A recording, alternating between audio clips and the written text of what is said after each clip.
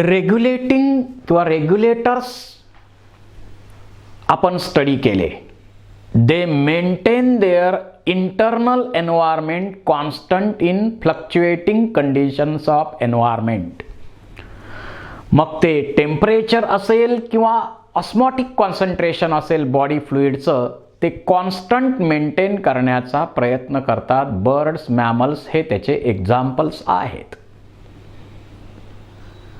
परंतु हे 1% ॲनिमल्स आहेत फक्त. राहिलेले 99% ॲनिमल्स जे आहेत ते कन्फर्मर्स आहेत. They are conformers. त्याचबरोबर most of nearly all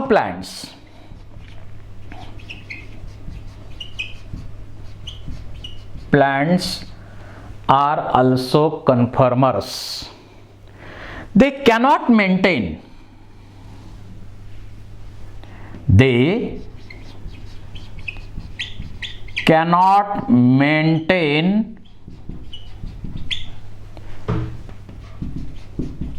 internal environment constant. ते आपलं इंटरनल एन्व्हायरमेंट कॉन्स्टंट मेंटेन करू शकत नाहीत. जसे पायोकिलोथर्म्स किंवा त्यालाच आपण म्हणतो cold blooded animals.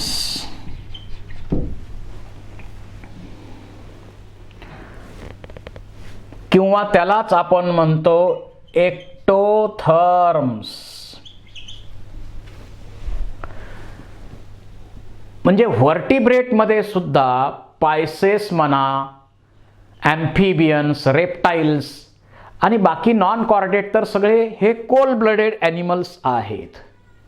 Means what? There body temperature changes with respect to changes in temperature of environment. म्हणजे त्यांचं बॉडी टेम्परेचर चेंज होत आहे. कशा बरोबर? With temperature of environment. जसं एन्व्हायरमेंटचं टेम्परेचर वाढत जाईल तसं यांचं टेम्परेचर सुद्धा बॉडीचं वाढत जातं. यांचं टेम्परेचर सुद्धा वाढत जातं. जर एन्व्हायरमेंटचं टेम्परेचर कमी झालं, यांच्या बॉडीचं टेम्परेचर सुद्धा कमी होतं. So their body temperature changes with respect to changes in temperature of environment. जर aquatic animals पाहिले,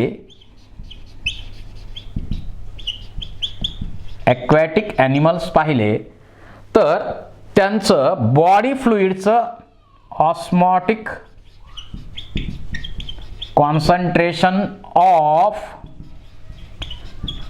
body fluids changes with water concentration.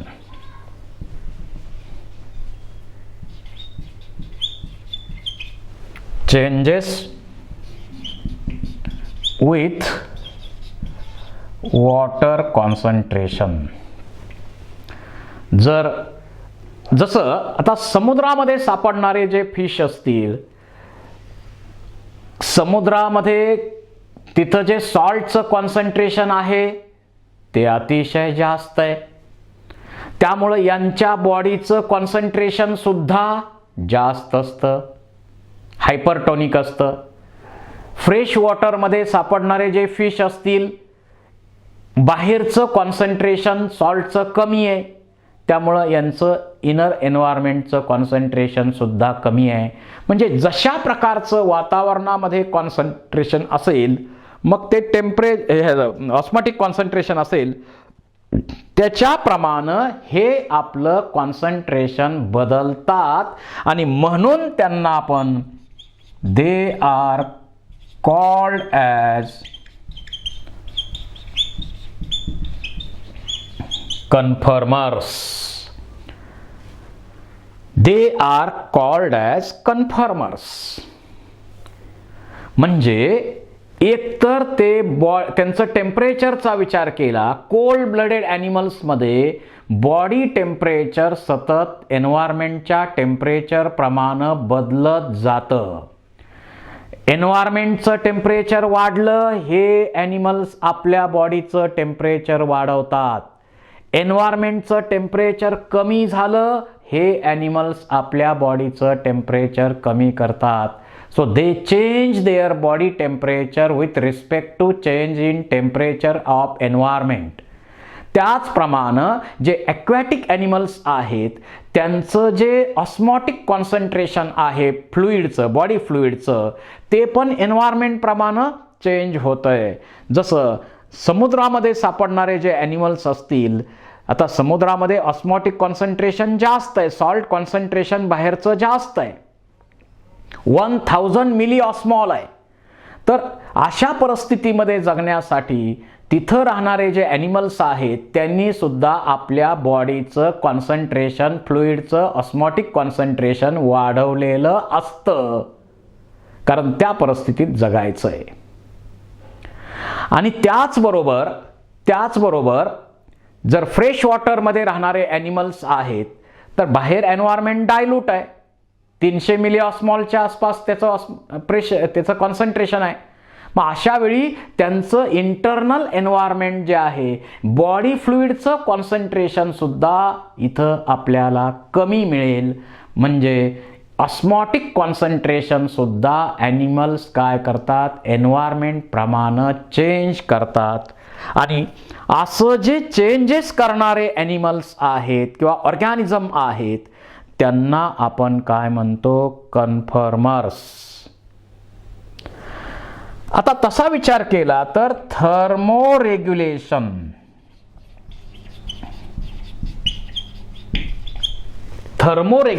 म्हणजे temperature regulation is energetically expensive mechanism.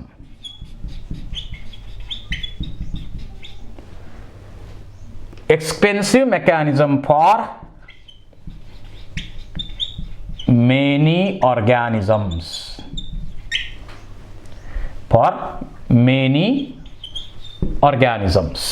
त्यांच्यासाठी ही एक्सपेन्सिव्ह मेकॅनिझम आहे. जसं वॉर्म ब्लडेडचा विचार करा, एक्झाम्पल म्हटलं तर वॉर्म ब्लडेड ॲनिमल्स, त्यांना आपलं टेम्परेचर कॉन्स्टंट मेंटेन करण्यासाठी मोठ्या प्रमाणावरती मेटाबॉलिझम करावं लागतं.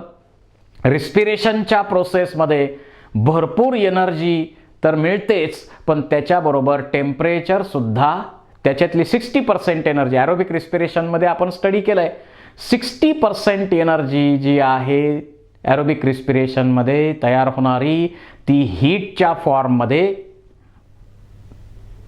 म्हणजे तयार होते. आणि 40%च इफिशियन्सी त्याची आहे, ATP बनवायला 40%. म्हणजे मोठ्या प्रमाणावरती एनर्जी त्यांना टेम्परेचर मेंटेन करण्यासाठी खर्च करावी लागते. वॉर्म ब्लडेड ॲनिमलची अवस्था अशी आहे. आता दिस इज ट्रू फॉर, आता काही यातले ॲनिमल्स आहेत, हे हायर ॲनिमलचं नेचर असं आहे. इन सम ॲनिमल्स, स्मॉल ॲनिमल्सच्या बाबतीमध्ये जर पाहिलं, स्मॉल ॲनिमल्सचा विचार केला, आता मॅमलमध्ये काही स्मॉल ॲनिमल्स असतील किंवा बर्ड्स काही स्मॉल असतील, तर small animals for example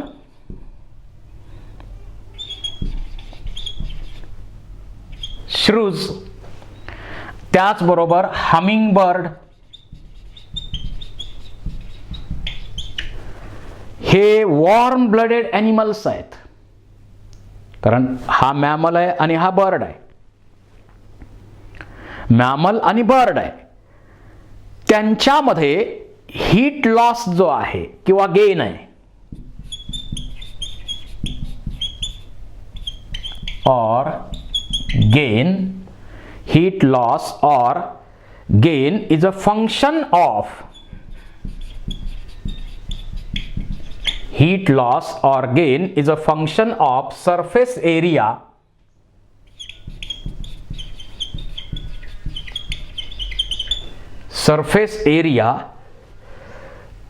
relative to volume.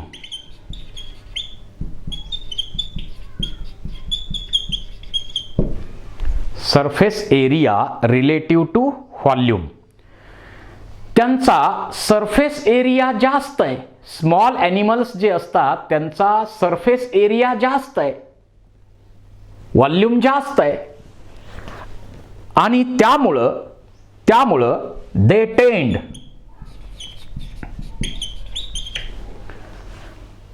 टेंड lose body heat.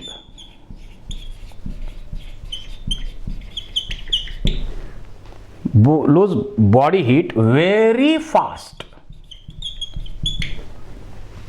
Surface area जास्त आहे त्यामुळं त्यांच्यामधून बॉडी हीट एकदम फास्ट लूज होते इन कोल्ड कंडिशन. ज्यावेळी थंडी असते त्यावेळी त्यांच्या शरीरामधून मोठ्या प्रमाणावर बॉडी हीट लॉस्ट होते. बॉडी हीट लॉस्ट होते आणि याच्यासाठी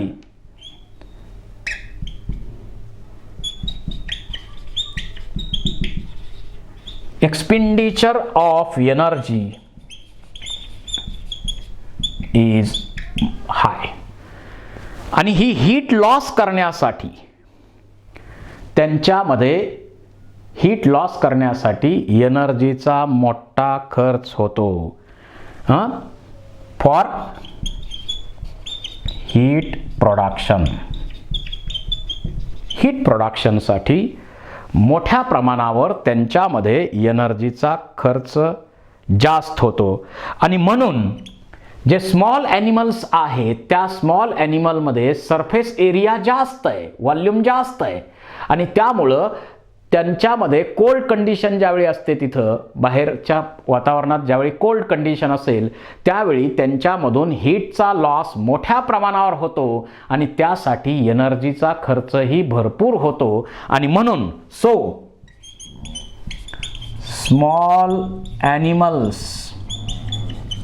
small animals are rare in polar region. Polar रिजनचा विचार केला तर पोलार रिजन मध्ये मोठे ॲनिमल्स तिथं आहेत.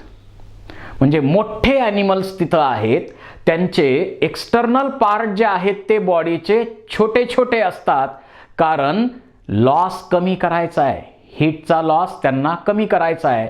आणि आपल्याकडं स्मॉल ॲनिमल म्हणजे जास्त आहेत बाकीच्या एरियामध्ये, आणि त्यांच्यामध्ये एक्सटर्नल पार्ट जे आहेत बॉडीचे ते मात्र मोठे मोठे असतात आणि त्यातून लॉस जास्त होतो. तर असे काही ॲनिमल्स इव्होल्यूशनच्या प्रोसेसमध्ये आपल्याला लिमिटेड रेंज ऑफ टेम्परेचरमध्ये मेंटेन करण्यासाठी त्यांच्यामध्ये इव्होल्यूशन झालेलं आहे. ड्युरिंग कोर्स ऑफ इव्होल्यूशन सम काही स्पीसीज ज्या आहेत इव्होल्यूशनच्या प्रोसेसमध्ये, काही स्पीसीजमध्ये ॲबिलिटी निर्माण झाली to regulate only in limited environment. Limited range of environment. मर्यादित वातावरणामध्ये राहण्यासाठी त्यांच्यामध्ये इव्होल्यूशन झालं. काही स्पीसीजमध्ये अशा प्रकारे इव्होल्यूशन झालेलं आहे. परंतु स्ट्रेसफुल कंडिशन जर असेल,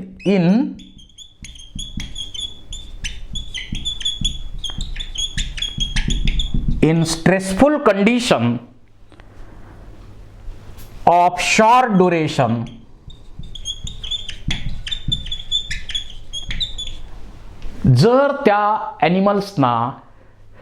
जर ॲनिमल्सना शॉर्ट ड्युरेशनसाठी अतिशय स्ट्रेसफुल एन्व्हायरमेंटल कंडिशन निर्माण होत असेल, तर त्यांच्या पुढं दोन ऑप्शन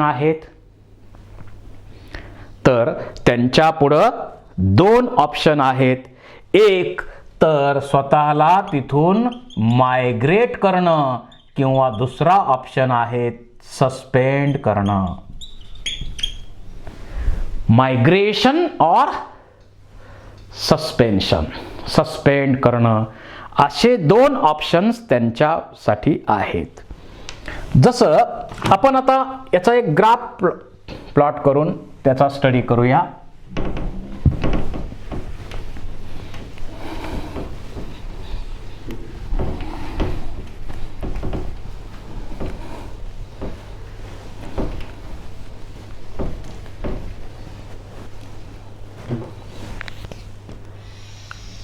एका साईडला इंटरनल एन्व्हायरमेंट आणि दुसऱ्या साईडला एक्सटर्नल एन्व्हायरमेंट.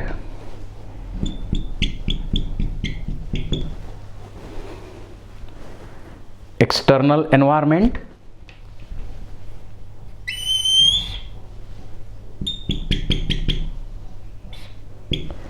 आणि इकडं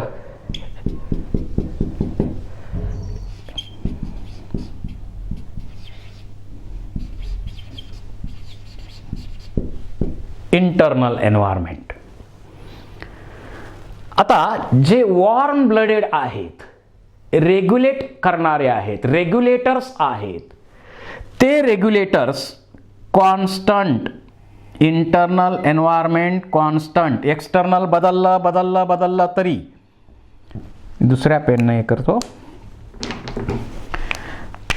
जे वॉर्म ब्लडेड ॲनिमल्स आहेत, दे maintain their internal environment constant in fluctuating temperature और एन्व्हायरमेंट, एक्सटर्नल एन्व्हायरमेंट. हे कॉन्स्टंट आहेत, यांना आपण म्हणतो रेग्युलेटर्स. म्हणजे आपलं बॉडी टेम्परेचर असेल किंवा ऑस्मॉटिक कॉन्सन्ट्रेशन असेल, ते कॉन्स्टंट आपण मेंटेन करतो, बाहेरच्या वातावरणाप्रमाणे बदलत नाही. इथं इंटरनल एन्व्हायरमेंट कॉन्स्टंट मेंटेन केलंय, हे कॉन्स्टंट आहे, पण एक्सटर्नल बदलत चाललेलं आहे. परंतु इंटरनल मात्र कॉन्स्टंट मेंटेन केलेला आहे. त्याला आपण म्हणतो रेग्युलेटर्स. त्याला आपण काय म्हणतो?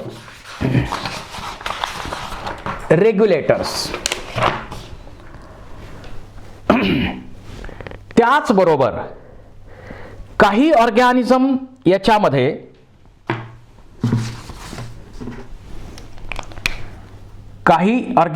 यामध्ये जर पाहिलं, जसं इंटरनल बदललं, एक्सटर्नल बदललं, इंटरनल बदललं, एक्सटर्नल बदललं, जसं इंटरनल एन्व्हायरमेंट चेंज होतं त्याप्रमाणे एक्सटर्नल पण चेंज होतंय. असे जे सर्व ऑर्गॅनिझम आहेत त्यांना आपण म्हणतो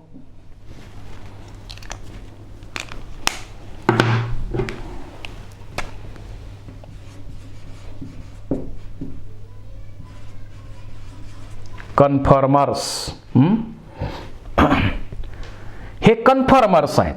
म्हणजे इंटरनल बदल, एक्सटर्नल बदललं, इंटरनल बदललं, एक्सटर्नल बदललं, इंटरनल बदललं, जसं जसं बदल होतोय एक्सटर्नल मध्ये जसा बदल होतो, म्हणजे त्यांच्यामध्ये आपण मगाशी सांगितलंय काय, कोल्ड ब्लडेड ॲनिमल्स, बाहेर टेम्परेचर कमी असेल यांचंही टेम्परेचर कमी होतंय, बाहेर टेम्परेचर वाढत जातं त्यांचं टेम्परेचर वाढत जातं. So they change their internal environment with respect to change in environment of external environment. असे जे ऑर्गॅनिझम्स आहेत त्यांना आपण म्हणतो कन्फर्मर्स. परंतु काही याच्यामध्ये असे आहेत पार्शियल रेग्युलेटर्स आपण म्हणतो. ते काही कंडिशन मध्ये रेग्युलेट करतात. म्हणजे टेम्परेचर वाढलं त्याप्रमाणे एक्सटर्नल एन्व्हायरमेंट प्रमाणे स्वतःमध्ये बदल करतात. पण त्याच्या पुढच्या लेवलला जर गेलं, काही ऑर्गॅनिझम असे सुद्धा आहेत की they change their internal environment with respect to external environment up to certain limit. पण सर्टन लिमिटच्या नंतर मात्र ते आपल्याला ॲडजस्ट करतात, आपलं एन्व्हायरमेंट कॉन्स्टंट ठेवण्याचा प्रयत्न करतात. त्यांना आपण काय म्हणतो?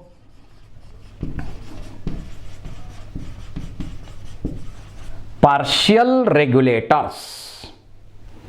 त्यांना आपण काय म्हणूया? Partial regulators.